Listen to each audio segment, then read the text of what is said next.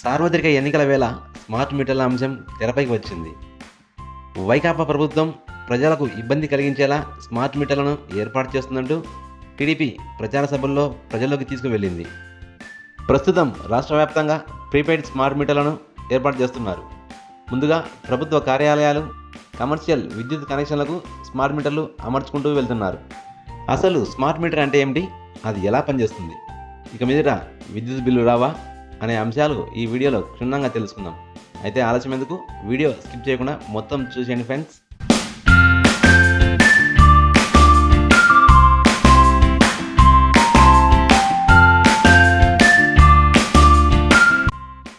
Smart meter అంటే ఏమిటి?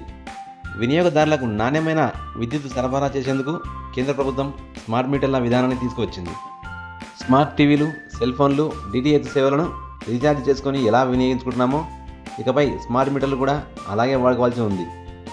Cell ఫోన్లో రీఛార్జ్ గడువు మూసిపోతే ఫోన్లు ఎలా మూగపోతాయో, స్మార్ట్ మీటర్లో డబ్బులు అయిపోతే మీ ఇంట్లో కరెంటు పోతుంది. స్మార్ట్ మీటర్లో సెల్ ఫోన్లో ఉన్న మాదిరిగానే 4G లేకపోతే 2G సిమ్ అమర్చి ఉంటుంది. స్మార్ట్ మీటర్ డాష్ బోర్డ్పై వ్యాన్ నంబర్, IMEI నంబర్ కూడా ముద్రించబడి ఉంటుంది. ఈ నంబర్ల ఆధారంగా స్మార్ట్ మీటర్ పనిచేస్తుంది. సింపుల్గా చెప్పాలంటే మీ సెల్ ఫోన్లో నంబర్ లెక్క అనమాట. స్మార్ట్ మీటర్లో రీడింగ్ను మీ సెల్ ఫోన్ ద్వారా ట్రాక్ చేసి తెలుసుకోవచ్చు. ఒక్కొక్క సర్వీస్కు ముందస్తుగానే డబ్బులు చెల్లించాలి. ఈ డబ్బులకు ఎన్ని యూనిట్లు సరిపోతుందో అంతే కరెంట్ వస్తుంది. రీఛార్జ్ డబ్బులు పూర్తి అవ్వడానికి ముందుగానే మొబైల్కు ఫోన్ లేదా మెసేజ్ ద్వారా ముందస్తు సమాచారం వస్తుంది. సకాలంలో రీఛార్జ్ చేయలేకపోతే 20 రూపాయలు క్రెడిట్ వసతి కూడా కల్పించారు. ఈ స్మార్ట్ మీటర్ల విధానంలో మరో సౌలభ్యం ఏమిటంటే, మన ఇంట్లో TV, fridge, greaser, fan, AC, cooler ఇలా ఏ వస్తువు ఎంత విద్యుత్ అవసరమవుతుందో ఇట్టే తెలుసుకోవచ్చు. దీని ఆధారంగా ఎక్కువ విద్యుత్ లాగించే పరికరాలను చూసుకొని వాడుకోవడం వల్ల విద్యుత్ బిల్లు తగ్గే అవకాశం ఉంది. ఒకవేళ విద్యుత్ సరఫరా నిలిచిపోతే ఎంత సమయం నిలిచిపోయింది, ఎప్పుడు వచ్చిందనే సమాచారం కూడా ఇందులో పూర్తిగా తెలుసుకోవచ్చు. ఇక నెల నెల విద్యుత్ బిల్లులు చెల్లించకపోతే కరెంట్ కట్ చేస్తారనే భయం కూడా దూరం అవుతుంది.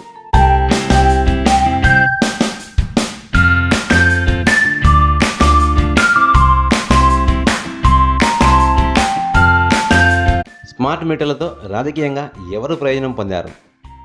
ఎన్నికల వేళ స్మార్ట్ మీటర్ల అంశం ప్రధాన పార్టీలైన టీడీపీ, వైఎస్ఆర్ ప్రభుత్వంపై తీవ్ర ప్రభావం చూపిందని చెప్పవచ్చు. ఎన్నికల వేళ జగన్ ప్రభుత్వం స్మార్ట్ మీటర్ల అంశం తెరపైకి రావడంతో ప్రధాన ప్రతిపక్షమైన టీడీపీ తీవ్రంగా వ్యతిరేకించింది.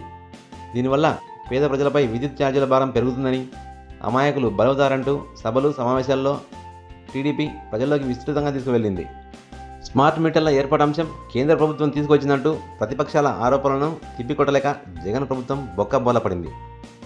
ఈ విషయం తెలుసుకున్న టీడీపీ నాయకులు ఆ తర్వాత ప్రచారాల్లో నెమ్మదించారు.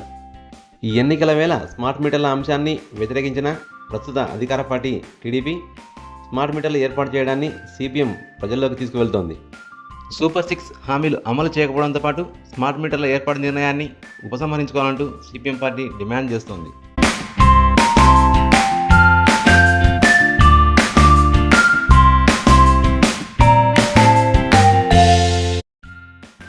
స్మార్ట్ మీటర్లతో విద్యుత్ కంపెనీలకు ప్రయోజనమేనా? స్మార్ట్ మీటర్ల ఏర్పాటు అంశం ప్రభుత్వం, వినియోగదారుల పరిస్థితి ఎలా ఉన్నా డిస్కంలు, APSPDCలకు మాత్రం భారీగా లాభం చేకూరనుంది. అది ఎలాగంటారా? విద్యుత్ వినియోగదారులు సకాలంలో బిల్లులు చెల్లించకపోతే ఉద్యోగులు ఇంటికి వెళ్ళి కరెంట్ కట్ చేస్తున్నారు. ఇకపై ఈ పని చేయాల్సిన అవసరం లేదు. స్మార్ట్ మీటర్లో డబ్బులు అయిపోతే ఆటోమేటిక్గా కరెంట్ కట్ అవుతుంది. ప్రభుత్వ కార్యాలయాలు, రాజకీయ పార్టీలతో పాటు పెద్ద పెద్ద ఫ్యాక్టరీలు, కంపెనీలు లక్షలు, కోట్లలో విద్యుత్ బకాయిలు పేరుకుపోయాయి. ఈ పేరుకుపోయిన బకాయిల వసూలును డిస్కౌంట్లకు తలనొప్పిగా మారేది. పేరుకుపోయిన బకాయిల లోటు కంపెనీల ఆదాయంపై ప్రభావం చూపించేవి. ప్రతి నెల ఇంటింటికి వెళ్ళి రీడింగ్ నమోదు చేయడానికి వేల సంఖ్యలో ఒప్పంద కార్మికులు పనిచేస్తున్నారు. వీరికి చెల్లించే వేతనాలన్నీ ఇకపై విద్యుత్ కంపెనీలకు ఆదాయంగా మారనున్నాయి. ఏదేమైనప్పటికీ ఏడాది తర్వాత ఇళ్లకు చేరే స్మార్ట్ మీటర్లపై ఇప్పటి వరకు ప్రయోజనాలు తప్ప ప్రతికూల అంశాలపై ఎవరికీ స్పష్టత రావడం లేదు. మరిన్ని అప్డేట్ కోసం please like, share, subscribe Kushala media. నా పేరు ఏ రణధీర్, CPM పార్టీ పట్టణ కార్యదర్శి, ఆత్మకూరు. సరే సోదరులారా, ఈరోజు గత ప్రభుత్వం ఏదైతే విద్యుత్ మోటార్లకు స్మార్ట్ మీటర్లు తీసుకొస్తామని చెప్పారో దాన్ని ఈరోజు ఆచరణలో కూటమి ప్రభుత్వం పట్టణాల్లో కూడా కమర్షియల్ కింద షాపులకు దానిలకు తీసుకురావడం జరుగుతుంది. దీనివల్ల ప్రధానంగా నష్టం వచ్చేసి మనం మామూలుగా అయితే కరెంటు కాల్చిన తర్వాత 1వ తేదీ బిల్లులు వచ్చేటువంటి పరిస్థితి ఉంటుంది. కానీ స్మార్ట్ మీటర్లు బిగించుకున్నట్లయితే కనుక ముందే మనం ఫోన్ రీఛార్జ్ చేసుకున్నట్లు ముందే రీఛార్జ్ చేసుకోవాలా. అదనంగా ఏదైనా రాత్రి వేళల్లో కరెంటు మనం వినియోగించినా ఆ అదనపు కరెంటు బిల్లుకు వెంబడే ఛార్జ్ చేసుకున్న పక్షంలో కట్ చేసేటువంటి పరిస్థితి. బిగించేటువంటి స్మార్ట్ మీటర్లో కూడా ఒకటే వాయిదా పద్ధతి కాదు, 96 నెలల కాలంలో ఆ మీటర్లకు అయ్యేటువంటి ఖర్చును కూడా వినియోగదారుల నుంచే ప్రధానంగా వసూలు చేసేటువంటి పరిస్థితి కొనసాగుతుంది. దీనివల్ల స్మార్ట్ మీటర్ మామూలుగా విద్యుత్ మీటర్లకు ఒక రేటు ఉంటే స్మార్ట్ మీటర్లకు మరోవైపు మర్చిపోయి కానీ లేకుంటే ఇతర పద్ధతిలో మనం పోయినామంటే రీఛార్జ్ చేసుకోలేని పక్షం ఉంటే ఆ రోజు అంధకారంలో ఉండాల్సినటువంటి పరిస్థితి ఉంటుంది. దీనివల్ల ఆదాని అంబానీ లాంటి పెట్టుబడిదారులకు ఆదాయం తప్ప పేద మధ్యతరగతి సామాన్య ప్రజానికానికి నష్టమని ఈ సందర్భంగా తెలియజేస్తున్నాం.